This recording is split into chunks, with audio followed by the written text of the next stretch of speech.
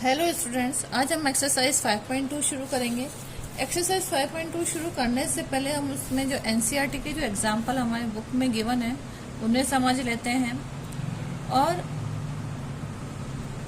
फिर उसके बाद हम एक्सरसाइज 5.2 के क्वेश्चंस करेंगे। लास्ट वीडियो में मैंने आप लोगों को एक फॉर्मूला बताया था एपी के नेक्स्ट टर्म्स निकालने के लिए कि हम यूज़ करते हैं ए प्लस एन माइनस 1 डी। ये हम ए एन के लिए यूज में करते हैं, यानी हम किसी भी टर्म को निकालने के लिए। यहाँ पर A1 हम ए ले लेते हैं। अगर हमें A2 टर्म निकालनी होती है तो हम ए प्लस डी कर लेते हैं। अगर हमें A3 टर्म निकालनी है तो हम ए प्लस डी कर सकते हैं, या हम ये लिख सकते हैं ए प्लस 2D, या उसको हम ए प्लस 3 माइनस 1 डी करके लिख सकते हैं। मतलब जिसको जिस तरीके से सूटेबल हो उस तरीके से लिख सकता है। A4 टर्म निकालनी है तो ए plus 2D D plus 2D, या ए प्लस 3D, या ए प्लस 4 माइनस 1 डी हम यूज कर सकते हैं। इसी तरह हम nth टर्म तक हम इसी तरीके से हम कोई सी भी बीच में अगर हमें कोई मिडिल टर्म भी निकालने के लिए कहा जाए तो हम इस फॉर्मूले से मिडिल टर्म भी कोई भी यूज कर सकते हैं, निकाल सकते हैं।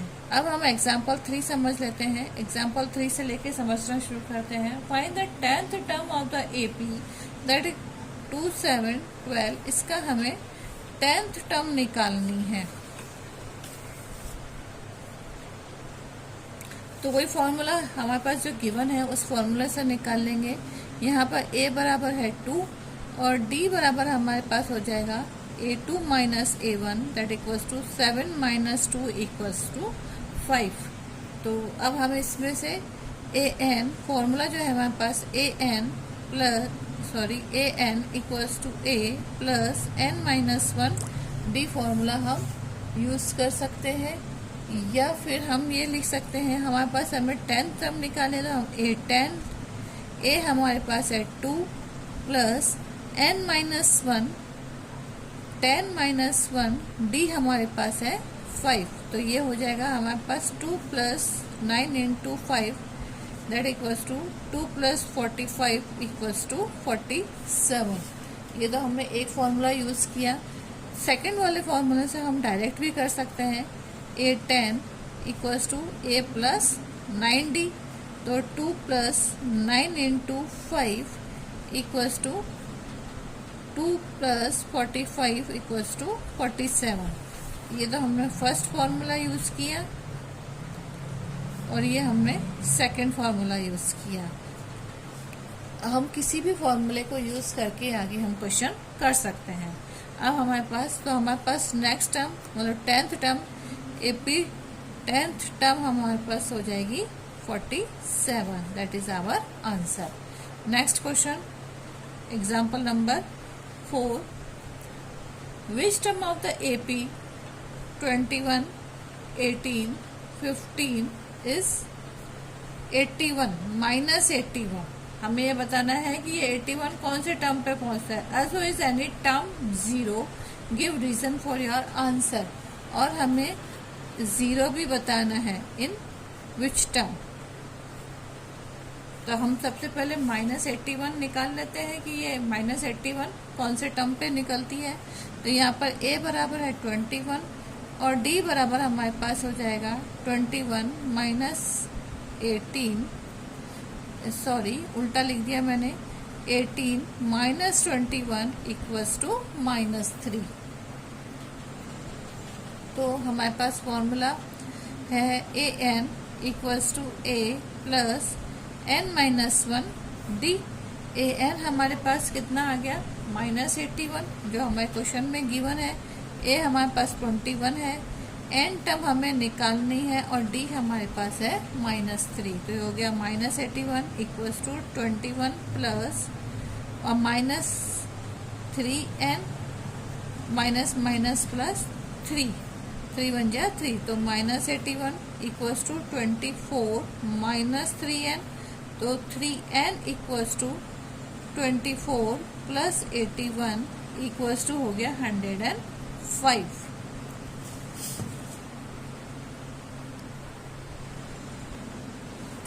तो 3n इक्वल्स टू 105, तो n इक्वल्स टू हो गया 105 अपॉन 3 इक्वल्स टू 35। तो 35th टर्म हमारी हो जाएगी इक्वल्स टू -81। अब हमें जीरो भी बताना है कि हमारे पास जीरो कौन सी टर्म पर आएगा। तो ये हो जाएगा हमारे पास zero equals to first term हमारे पास वही a प्लस n-1, ये a जीरो निकालना है हमारे को, यहाँ पे जीरो निकालना है a प्लस n-1 d, तो जीरो इक्वल्स टू a हमारे पास 21 है प्लस n-1 d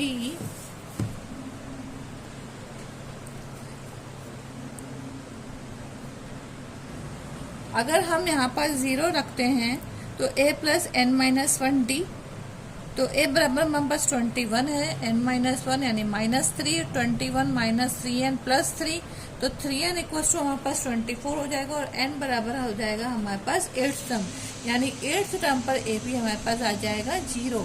तो हमारे दो आंसर कौन से हो गए, एक तो 35th टर्म और एक हो गया हमारे पास 8th term. Now example number 6, describe the AP whose third term is a 5 and the 7th term is 9। हमारे पास थर्ड टर्म तो गिवन है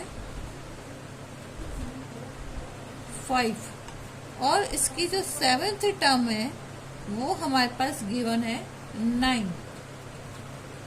तो हम लिखेंगे सबसे पहले तो A3, a प्लस हमारे पास a गिवन नहीं है, a प्लस 3 माइनस 1 d, और हमारे पास d भी गिवन नहीं है, that equals to 5 and a7 equals to a plus 7 minus 1 d equals to 9। हमारे पास कुछ भी नहीं है गिवन, तो हम कैसे करेंगे अब, a plus 3 minus 1 d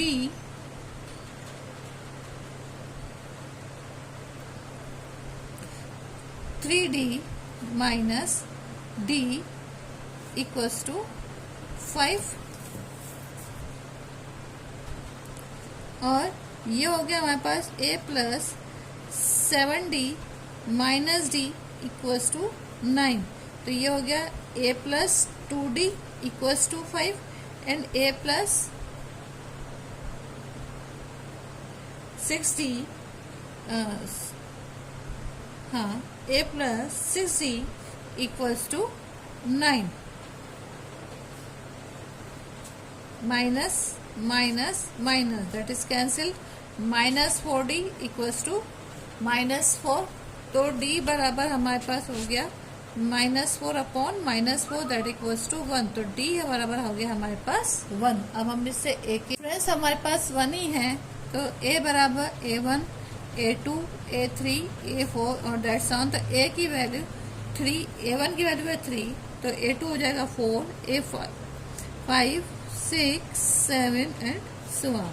now example number 7, how many two-digit numbers are divisible by 3? The list of two-digit number divisible by 3 is a two-digit number पूछ रहा है यहाँ पे, जो होते हैं 12, मैंने 3 का टेबल ही बोल दो, 3 4 12 15 18 21 और ये पहुंचेगा हमारे पास 99 तक। तो 99 तक हमारे पास टू डिजिट्स नंबर्स हैं जो डिविजिबल बाय 3 होते हैं। तो a बराबर हो गया 12 और d बराबर हो जाएगा हमारे पास 15 माइनस 12 इक्वल्स टू 3। नाउ अब हम फॉर्मूला पुट करें तो n बराबर a plus n minus 1 d। an हमारे पास 99 ही है, ए हमारे पास है 12 प्लस n माइनस 1, n तो हमें निकालना है, और d हमारे पास हो गया 3। तो 99 equals to 12 plus 3n minus 3।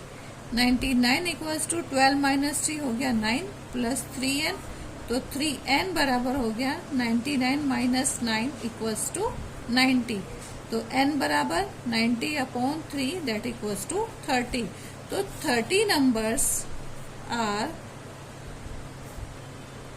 Which is divisible by 3 और 99 वो लास्ट नंबर है। Okay, next example number 8।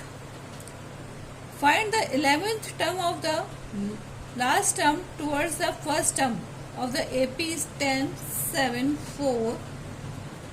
10 जो AP हमको गिवन है वो है 10 7 4, और ये जा रहा है -62 तक। तो ये A बराबर तो हमारे पास है 10, और D बराबर है हमारे पास 7 माइनस 10 इक्वल्स टू -3। 11 टर्म निकालना है, तो AN equals to A plus n minus 1 D। AN -62, A हमारे पास है 10 प्लस, अब ये हो जाएगा हमारे पास 10 माइनस 1 n माइनस 1। D हमारे पास है -3, तो -62 plus 10 plus 3n minus minus plus 3, -62 equals to 13 -3n है, ये -3 है तो यहाँ पे ये -3n हो जाएगा। तो -62 इक्वल्स टू 13 माइनस 3n, तो 3n बराबर 13 प्लस 62 इक्वल्स टू 75। तो n बराबर हमारे पास हो गया 75/3 दैट इक्वल्स टू 25।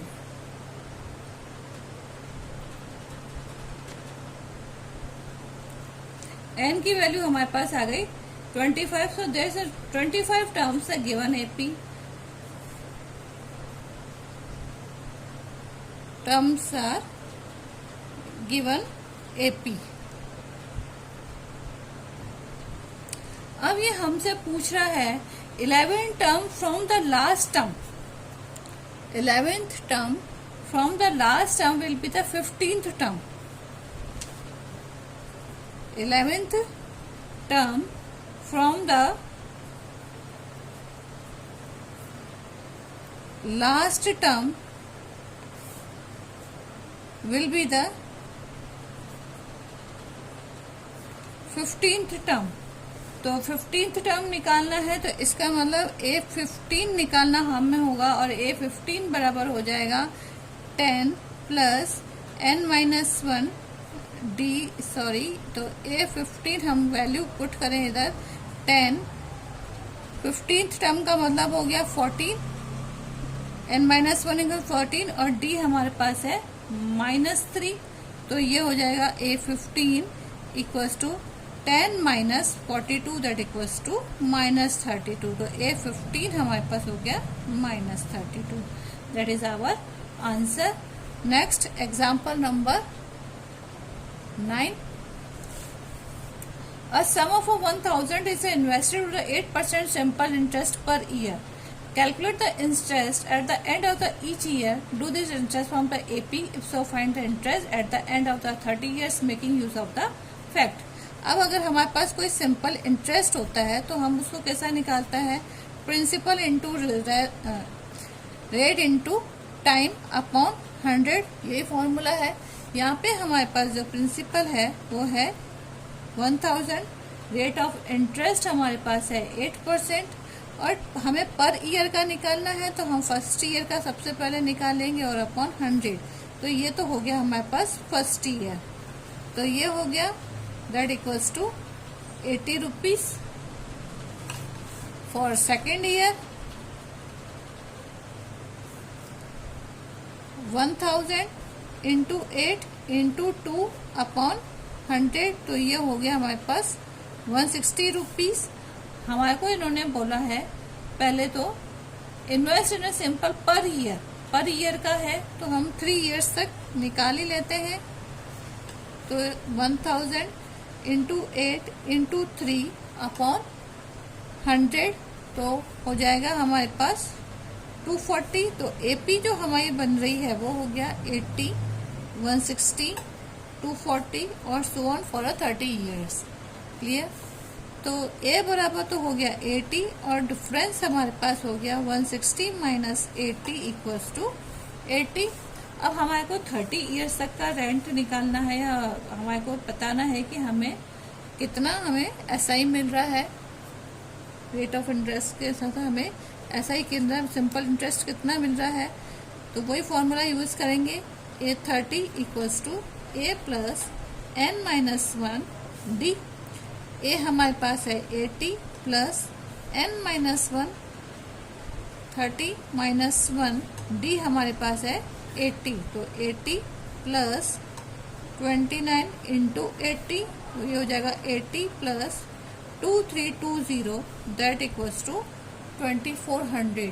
तो आफ्टर 30 इयर्स हमारे को मिलेगा एसआई, जो मिलेगा हमारे को वो मिलेगा 2400 rupees. That is our answer. Next question number 10।